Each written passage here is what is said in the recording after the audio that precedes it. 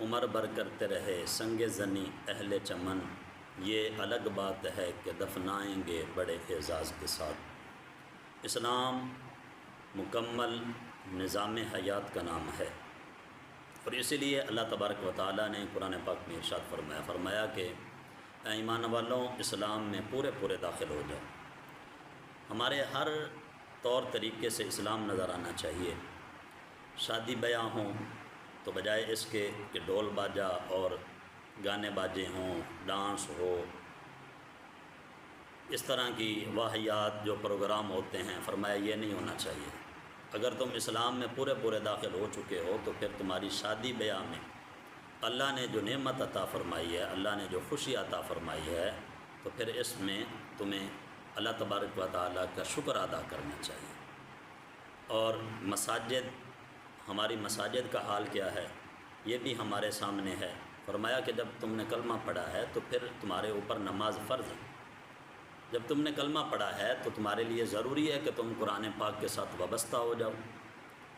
اور یہی وجہ ہے کہ امام الانبیاء نبی پاک صلی اللہ علیہ وآلہ وسلم نے ارشاد فرمایا کہ اسلام ایک عمارت کا نام ہے، اور جب تک بندہ اس عمارت کے نیچے داخل نہیں ہوگا تب تک کے لیے وہ دھوپ بارش وغیرہ سے نہیں بچے گا، اور اگر کوئی اس کے قریب آ جائے تو اگرچہ وہ سایہ تو مل جائے گا، لیکن جو مکمل طور پر عمارت میں داخل ہونے سے بندے کو فائدہ ملتا ہے اس کو وہ فائدہ نہیں ملے گا۔ تو فرمایا کہ اسی لیے ضروری ہے کہ تم سب جب تم نے کلمہ پڑھا ہے تو اسلام کی عمارت کے داخل ہو جاؤ۔ اور ہمارے مسلمانوں کے ہاں، ہمارے مسلمانوں کی مالداری اور غریبی کا حال بڑا عجیب ہے۔ ہماری مالداری دیکھنی ہو تو الٹے کاموں میں دیکھیں۔ کبھی جو ہے وہ کرکٹ کا ٹورنامنٹ ہو، یا کوئی اس طرح کا فنکشن ہو، یا کوئی ڈانس ہو، یا کوئی اس طرح کے جو ہے وہ شادی بیاہ ہوں، تو وہاں ہماری مالداری دیکھی جا سکتی ہے۔ ہزاروں نہیں بلکہ لاکھوں لٹانے کے لیے ہم تیار ہوتے ہیں۔ اور اگر ہماری غریبی کی صورتحال دیکھنی ہو تو پھر ہماری مساجد کی طرف دیکھیں کہ مساجد میں انتظام ہے۔ مساجد میں جب کوئی چیز دینی ہوتی ہے تو اس وقت اللہ تبارک و تعالیٰ کے راستے پہ کوئی چیز دیکھنی ہوتی ہے تو پھر ہماری غریبی کی صورتحال ہے۔ اور اسی لیے بزرگ فرماتے ہیں کہ کسی علاقے کی امیری غریبی کا اندازہ لگانا ہو تو ان کے مسجد کے ماحول کو دیکھیں، ان کے امام کی تنخواہ دیکھیں کہ کتنی ہے، تمہیں اندازہ ہو جائے گا۔ اور فرمایا کہ اسلام کسی کی مدد کا محتاج نہیں ہے۔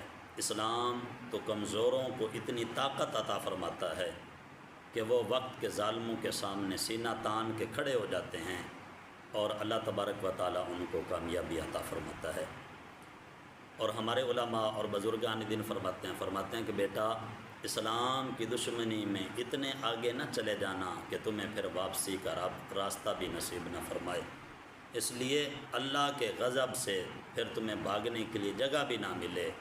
اس لیے ہر حال میں جب بھی فیصلہ کریں تو اعتدال کے ساتھ سوچ بچار کر کے اسلام کے مطابق چلیں۔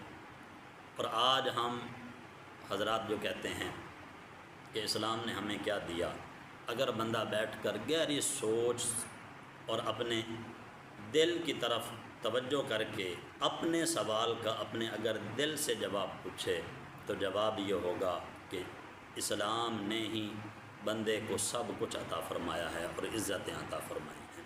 یہ اور بات ہے کہ آزمائش جو ہے وہ اللہ کے پیاروں کے اوپر ڈالی جاتی ہے، اور قربانی ہمیشہ جو ہے وہ حلال جانوروں کی ہوتی ہے۔ کبھی دیکھا ہے کہ کسی جو ہے وہ پھٹے کے اوپر کتے کو قربان کیا گیا ہو؟ نہیں، قربانی ہمیشہ حلال چیزوں کی ہوتی ہے، اور آزمائشیں بھی اللہ تبارک و تعالی اپنے پیاروں بندے کے اوپر ڈالتا ہے۔ اور عشق قائم ہے ازل سے اپنے اصولوں پر، امتحان جس کا بھی لے رعایت نہیں۔